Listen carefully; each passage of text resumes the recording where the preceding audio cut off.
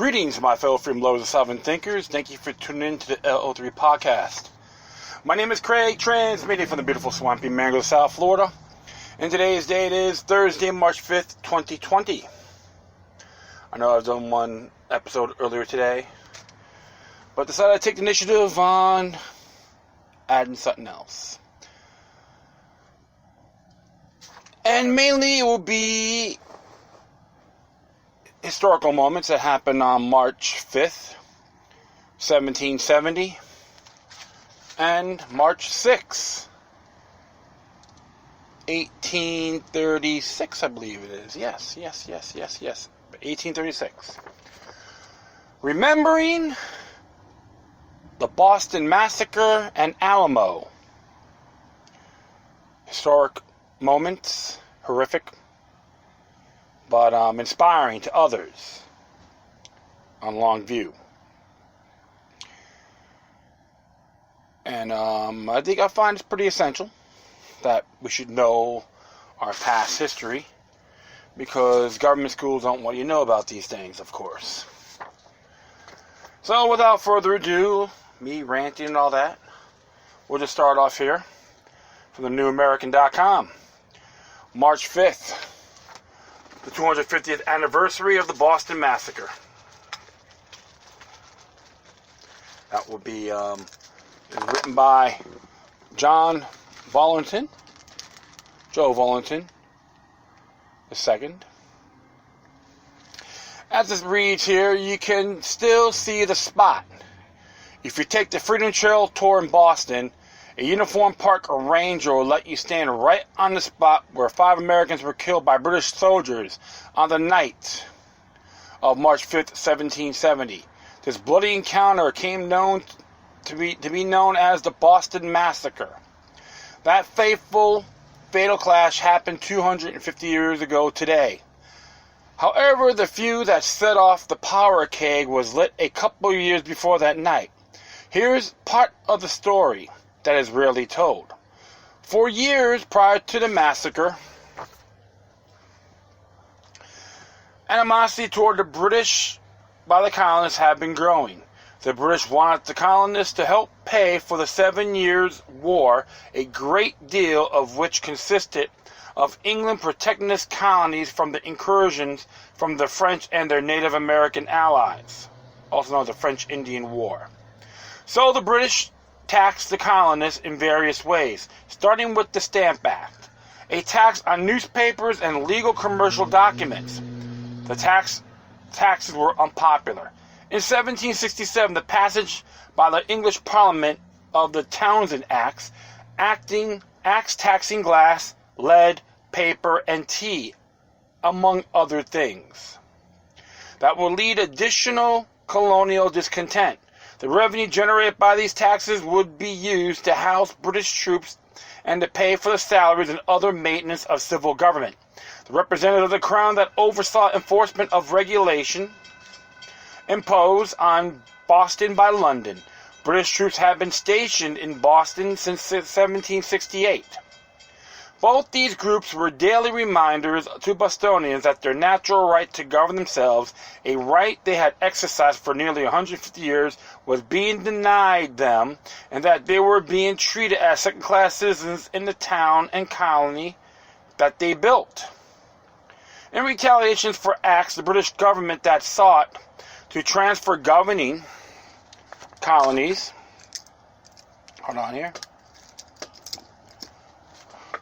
governing the colonies from people. Sorry about that. Let's see here. In retaliation for the acts of the British government that sought to transfer governing from the colonies to the people up to the English Parliament, an act in open violation of Magna Carta. Merchants in the Boston capital has united to refuse to purchase goods imported from England, called the Non-Importation Agreement. Americans in Boston and others in the colonies who joined in the non-importation alliance did not take such tyranny lightly. As Englishmen, they were born free, as paragraph 63 of the Magna Carta guaranteeing enjoyment of their rights forever, regardless of where they live. It is according to our wish and command that the English Church shall be free, and that men in our kingdom have and shall keep all these liberties, rights, and concessions, well and peaceably in their fullness and entirety for them and their heirs of us and our heirs, and all things and all places forever. Those words meant something to the men in Boston for being denied these liberties, rights, and concessions. Consequently, patriot leaders such as Samuel Adams and James Otis worked tirelessly and relentless to publicize and protest abuses of the British government in and around Boston. And at first, these abuses, penetrated by troops by British government agents, were reported in the pages of a weekly newspaper called the Boston Gazette. Upon that, the English had no intention of removing the troops, and the troops have every intention of taking what they wanted from the townspeople. Adams, Otis, and other in the cadre of leaders of the Patriot movement spread the news of these horrendous acts far and wide. An editor in New York named John Holt published the chronicle of British injustice in his own newspaper, the New York Journal, and then circulated throughout other colonies. The reports were eventually read by Americans in all 13 colonies. In 1769, there was rumor that the English Parliament planned to pass a law amending Massachusetts Constitution, yet another tyrannical attempt to seize control of the colony and place its people under the command of an overreaching tyrant thousands of miles away. Adams, Otis, and other members of the Sons of Liberty continued futilely pressing for the repeal of the Townshend Acts. In order to garner greater popular support for the Patriot cause, the Sons of Liberty and others organized pro-liberty events throughout the city's celebrations, making the end of the Stamp Act for an example, where citizens would gather and toast liberty and declare their intentions to protect their God-given rights against all who dare deprive them of the same. You guys can hear a train come by, so bear with me. British officials and representatives of the Crown, including newly appointed Governor Thomas Hutchinson, were irritated by the agitation.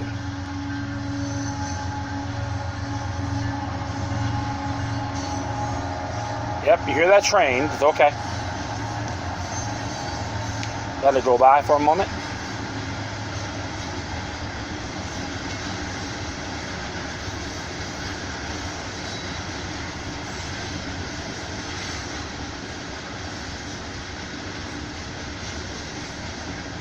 They saw every time they deployed British soldiers to enforce a law or control a demonstration, the crowds of the next demonstration even grew larger.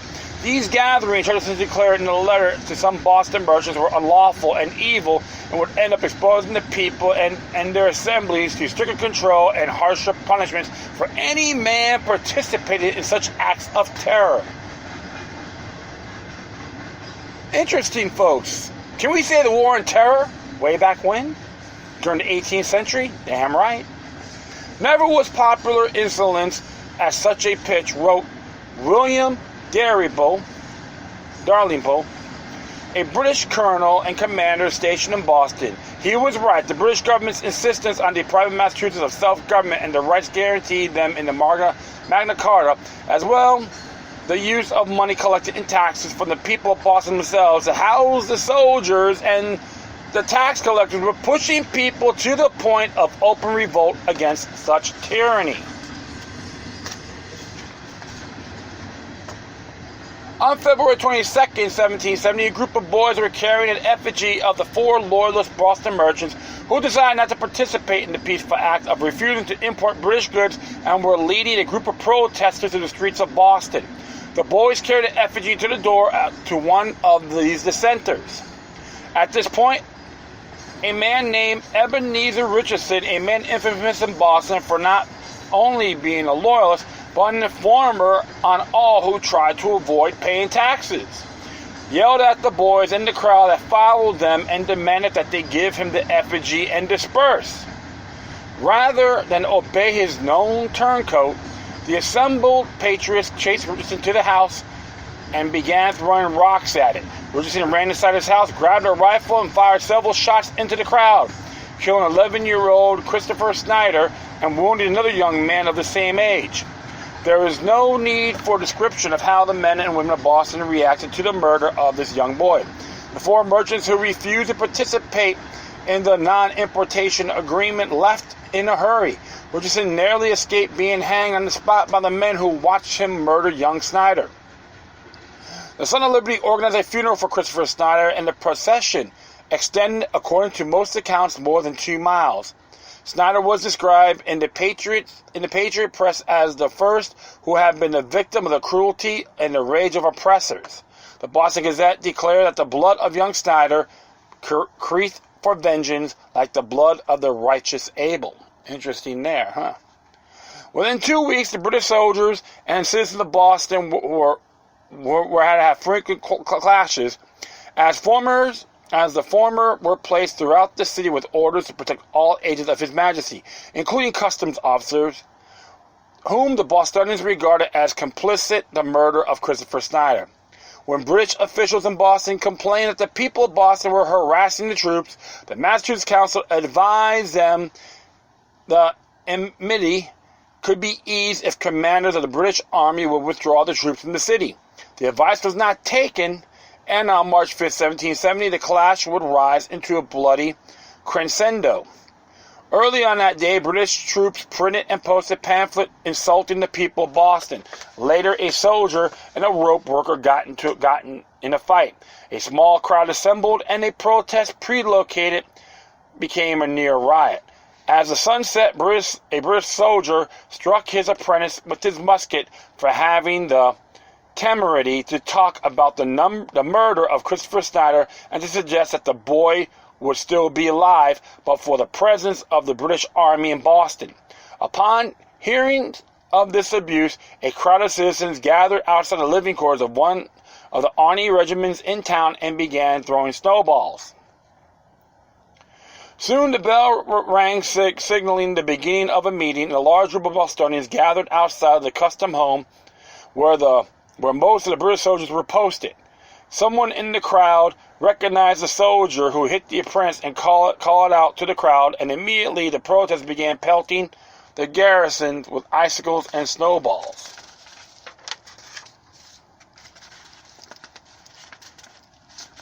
I'd like to continue on here.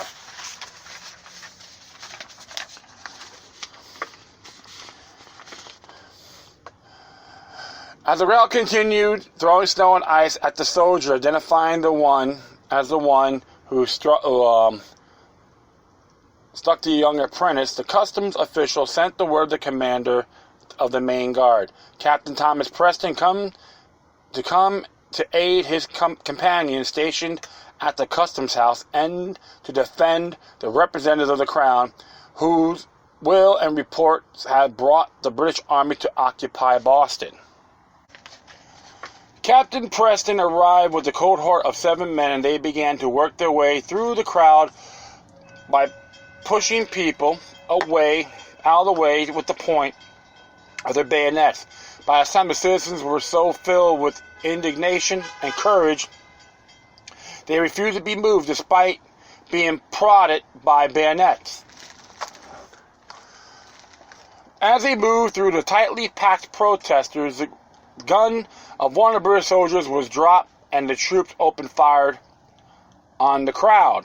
From the second floor of the customs house, custom officers began firing as well, taking advantage of the opportunity to shoot citizens without fear of reprisal. When the smoke cleared, 5 men were dead or nearly so, and 6 others were wounded. Nearly immediately, the attack became known as the Boston Massacre, and news of the deadly clash spread quickly throughout Massachusetts and the rest of the colonies. Among the dead was a black sailor named Crispus Attucks. He was an active member of the Sons of Liberty, and now his life was taken from him by the standing army he spoke out so forcefully against. The gunfire caused the crowd to disperse, but after the shooting ended, the men returned to carry away the dead and the wounded. The soldiers raised their weapons to fire again, but Captain Preston ordered them to stand down and, in fact, knocked their weapons out of position. It was too late. The shots that have been fired and the flames of resistance have been fanned. Upon hearing the ruckus, men and women began crowding into the streets of Boston, shouting, "To arms! To arms!" All told, almost 500 Bostonians took to the streets that night, determined to deal the justice to the killers, and once and for all to rid themselves of the British Army of occupation that had terrorized their city for 2 years. Preston savvy enough to see how such an encounter would end, led his squad in a hasty retreat back to the guardhouse. The deed was done, and the people would no longer be silenced or intimidated by the superior arms of the standing army that occupied their city. The next day, the people of Boston would show up in a mass protest to armed assault by British regular soldiers on the people of Boston. Here's the story as summarized in an article published by the University of Missouri at Kansas City. March 6, 1770, the day after the shooting, Samuel Adams was chosen by a citizens group gathered in Faneuil Hall to chair a committee of 15 that would petition Lieutenant Governor Thomas Hutchinson for the immediate removal of troops from the city of Boston. When Hutchinson suggested that he lacked the authority in order to removal of the troops, Adams responded, "Sir, if the Lieutenant Governor or Governor Dalrymple or both together have the authority to remove one regiment, they have the authority to remove two, and nothing short of a total evacuation of the town by all regular troops will satisfy the public mind or preserve the peace." Adams wrote that as he made his demands to Hutchinson, I thought I saw his face grow pale, and I enjoyed the sight. Adams would have this way. 2 British regiments, jokingly called Samuel Adams 2 regiments, sailed from the city to Castle William. So, later Adams will continue his defense of liberty and his opposition to occupy by the army in writing. When in response to an essay Adams penned, someone claimed that Crispus Attucks was carrying a club, and therefore the soldiers were justified in shooting him.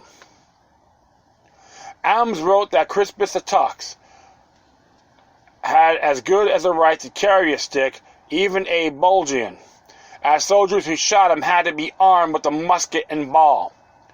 And there's the rub. There are those to this day who claim that the citizens of Boston had no right to throw snowballs at the soldiers or to carry clubs into the demonstration, while ignoring that the greater evil was in fact that British soldiers were occupying Boston and abusing their authority while being funded by taxes unconstitutionally imposed on the people of Boston.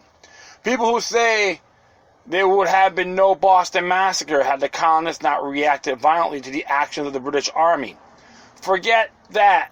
There would have been no reaction on the part of the colonists at all had the British Army not been occupying the formerly free city of Boston in defiance of Magna Carta and the natural rights of all men to govern themselves.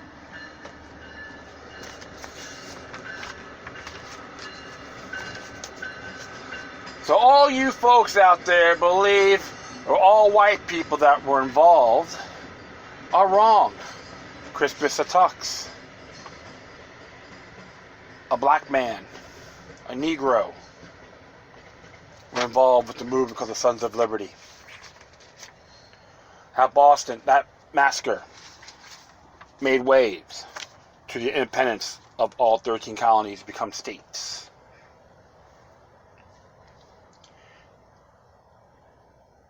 What do you got to say about that? Interesting history lesson, of course, to all you folks out there that may not know about this. But it's always good to keep tabs on what's happening. It's one of the reasons why liberty is important. It's freedom and morality. Not one or the other. Not just one area. Natural rights, as long as you don't violate others. We're all born with these rights. And this right here, my friends, inspired these United States as a republic later on. 17 years later. Interesting history here. And we're going to do one more. Remembering the Alamo. This is from Chuck Baldwin. Tomorrow, March 6th, marks the anniversary of the fall of the Alamo outside San Antonio, Texas, back in 1836. This event is so significant in my mind that I always try to devote a column that honors the heroism of these men on or around the anniversary of the occasion. For 13 days, 189 men and determined patriots withstood Santa Anna's seasoned army of over 4,000 troops. To a man, the defenders of that mission fort knew that they would never leave those ramparts alive. They had several opportunities to leave and live, yet they chose to fight and die.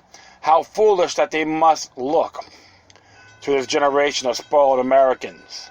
It is difficult to recall that lion-hearted men such as Davy Crockett, a nationally renowned frontiersman and former U.S. Congressman, Will Travis, only 26 years old with 2 small children at home, Jim Bowie, a wealthy landowner with properties on both sides of the Rio Grande, and Alamo Dixon, a 36-year-old blacksmith and artillery captain who was once of the very last men to die at the Alamo, whose young wife and daughter were 2 of only 3 Alamo survivors really existed. These were real men with real dreams and real desires. Real blood flowed through their veins. They loved their families and enjoyed life as much as any of us do. However, there was something different about them. They possessed a commitment to liberty that transcended personal safety and comfort. Freedom is an easy word to say, but it's a hard word to live up. Freedom involves much more than financial gain or personal pleasure. Accompanying freedom is her constant and unattractive companion, responsibility. Neither is she only child. Courage and honesty are her sisters. They are inseparable. Destroy one, and all will die. In an early siege, Travis wrote these words to the people of Texas. Fellow citizens and compatriots, I am besieged by 1,000 or more of the Mexicans under Santa Anna. The enemy has demanded a surrender at discretion, otherwise the garrison are to be put to the sword. I have answered the demand with a cannon shot, and our flag still waves proudly from the walls. I will never surrender or retreat, victory or death. P.S. The Lord is on our side. As you read those words, remember that Travis and the others did not have the National Education Association, telling them how intolerant and narrow-minded their notions of honor and patriotism were. They didn't even have the Southern Poverty Law Center, telling them they were a hate group. A hostile media did not constantly castigate them as a bunch of wide-eyed extremists. As school children, they were not taught that their forefathers were nothing more than racist jerks. The TSA didn't have them on a terrorist watch list. Neither did they have 501c3 pastors constantly filling their hearts and minds with this imbecilic, obey the government no matter what misinterpretation of Romans chapter 13. The brave men at the Alamo labored under the belief that America and Texas really was the land of the free and the home of the brave. They believed in God, that their cause was just. They believed that the freedom of future generations depended on their courage and resolve. They further believed that posterity would remember their sacrifice as an act of love and devotion. It all looks pale now. By today's standards, the gallant men of the Alamo appeared rather foolish. After all, they had no chance of winning, none, yet called for pragmatism and compromise never sounded. Instead, they answered clarion called victory or death. Try to remember the heroes of the Alamo as you watch Republicans and Democrats in Washington, D.C. create a more draconian police state than Santa Anna could have even dreamed of creating. One thing is certain, those courageous champions at the Alamo did not fight and die for a political party or for some lesser of two evils mantra. They fought and died for a cause, and that cause was liberty and independence. Those 189 defenders of the Alamo joined the ranks of the world's greatest freedom fighters, patriots such as the 70 Minutemen. Most of them were congregants in Pastor Jonas Clark's church at Lexington, who stood against 800 troops, British troops, in the pre-dawn hours of April 19, 1775, at Lexington Green, and hundreds more who joined them at the Concord Bridge a few hours later. I'm also talking about men such as great freedom fighter William Wallace and his band of 7,000 stout-hearted scouts who stood against a force of 18,000 well-trained British soldiers at the Battle of Stirling Bridge on September 11th, 1297, and again on July 22nd, 1298, when Wallace and the 5,000 Scots, excuse me about that, I said Scouts, but Scots, went up against English force of over 15,000 soldiers at the Battle of Falkirk. And at least not forget the single greatest battle of men who chose to fight for liberty against the greatest odds, the 300 Spartans who squared off against more than 100,000 Persians at the Battle of Thermopylae in August or September of 480 BC, or we call it BCE. These stories, and hundreds like them, are the heritage of free men everywhere, and the willingness to stand against overwhelming odds for the cause of liberty is certainly America's heritage. At the same time, it is extremely important to note that Alamo defenders and the rest of the honorable men and women mentioned above did not act as a mob. These men acted in accordance with the natural laws of God, and thus their resistance was just and righteous.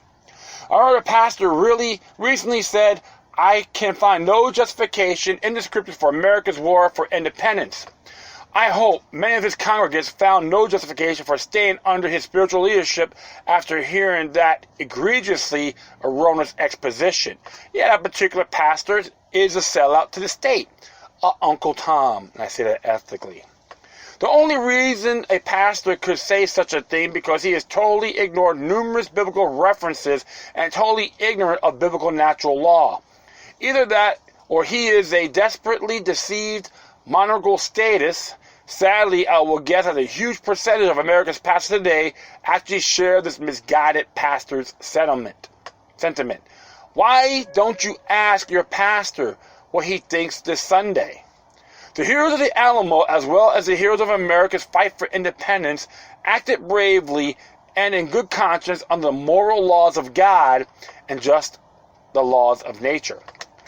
In the Declaration of Independence, Thomas Jefferson wrote, "Prudence indeed will dictate that governments long established should not be changed for light or transient causes, and accordingly all experience hath shewn that mankind are more disposed to suffer, while evils are sufferable, than to right to themselves by abolishing the forms which they are accustomed. But when a long train of abuses and usurpation pursuing invariably the same object evinces a design to reduce them under absolute despotism, it is their right, it is their duty to throw off such government and to provide new guards for their future security. Such has been patient sufferance of these colonies, and such is now necessary, which constrains them to alter their former systems of government." I'll just stop right there, because even the southern states done that. Many people still call it treasonous. Don't get me wrong, they may have some disagreements with their form of government. Okay, slavery and all that. However, they were becoming usurped based on high taxes. You guys look it up. Do your homework on this, folks. It's very interesting. Cause and effect. Alright? And I say that in good faith. It's not being a sympathizer, but we have to know all sides of history. But I will continue on here. John Locke, the father of America's founding fathers, said, "If a long train of abuses, purifications, and artifices, all taken the same way, make design visible to the people, and they cannot but feel what they lie under and see whither they are going, it is not to be wondered that they should then rouse themselves and endeavor to put the rule into such hands which may secure them to the end for which government was at first erected." Locke continued, "Whoever uses force without right, as everyone does in society, who does it without law, puts himself into a state of war with those against whom he so uses it. And in that state, all former ties are cancelled, all other rights seized, and everyone who has a right to defend himself and to resist the aggressor."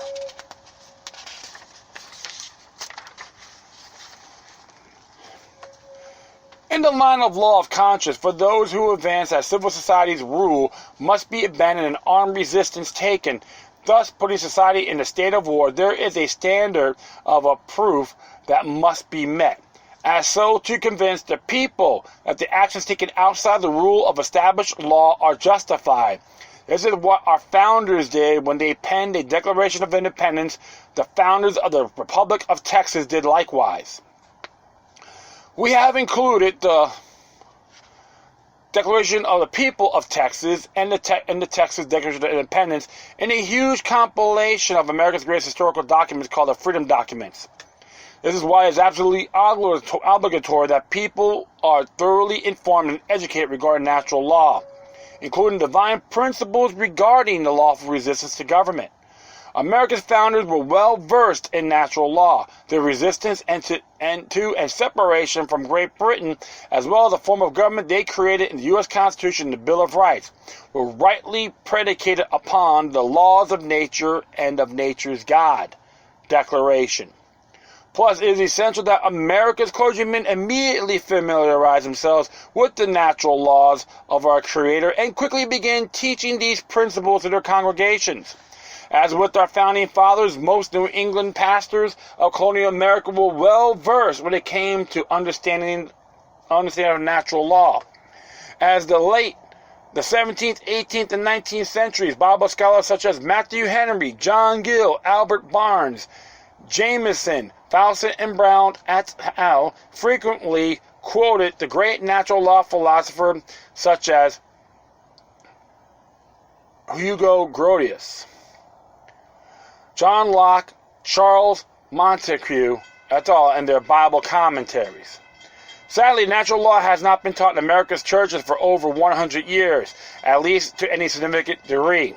The vast majority of pastors are totally ignorant of natural law. As a result, the people of this country have lost their all cognizance of their integral relationship between the natural law and the free society.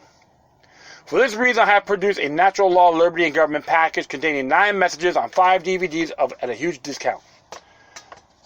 I will put this all on my Spreaker page. You can check it out yourself.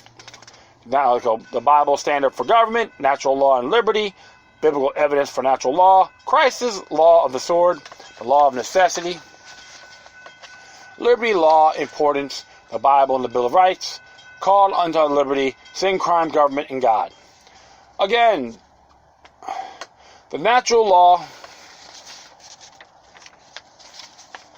liberty, and government packaging contains 9 messages on 5 DVDs at a huge discount. I urge people, especially Christian people, to get this package for themselves and for their fellow church members and pastors.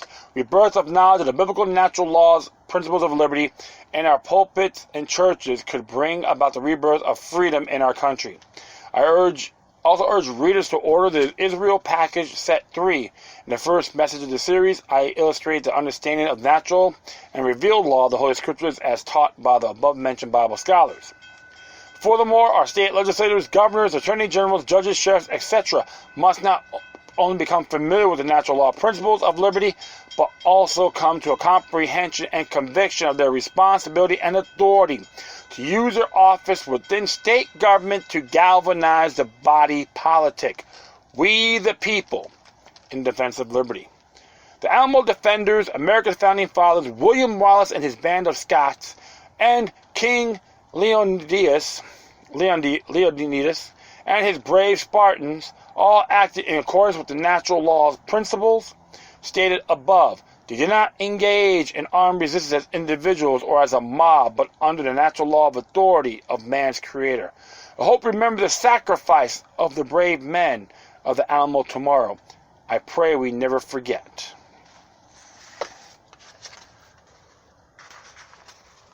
Even though it was a little promo, but I said this voluntarily, because all you folks there have the right to know. Doesn't matter if you're a Christian or anything like that. Always look at multiple books of information like the Bible. Observe responsibly, of course, because you never know. There's some great merit behind it. Like I said, the statists are the problems. They try to use the movement for their own well-being or being told what to do. People like that are blasphemous. They're the ones I avoid with a passion. Have no shame to saying it. But we all have obligations, folks. Natural law. To teach. To share. And to stand up for what's right. One way or the other. Government in Latin means control of the mind. What I read you here is the past, and it's today's greatest teacher. I hope everyone out there will follow through. Educate yourselves, exercise your natural rights, because one thing for sure, the more you learn, the more you implement, the less you fear. But more people do that, they'll be back into the wall, don't know what to do. Jefferson said it the best. When it comes to tyranny, when the people fear their government, it's tyranny. When the government fears people, it's freedom. And that is it. I'd like to thank everyone for listening. Plus, feel free to download and share us on social media networks. If you have any questions, comments, if you something interesting you want to check out, whatever you do, please send your correspondence to the quorum. In addition, I will leave these footnotes within my speaker page. Once again, thank you for your time. Plus, always remember that demoniac resistance is healthy for the soul and can liberate humanity. Until next time, take care of yourselves, keep on spreading the love, and may your guardian spirits be with you.